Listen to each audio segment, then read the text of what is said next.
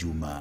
Komachielo en josiasa mapachoka ojiw mondo mikoro githegre gi siasa mondo kendo kata kamano giket maino margi e chwalo chenro mag dongruok ne oganda jo Kenya.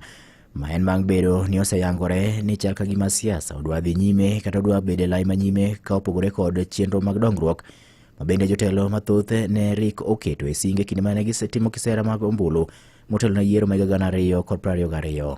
Ma en kwayo ma oketi gi jadolo mar kanisa mar Independent Pentecostal Church of Africa, mano Bishop Samson Mudhiri.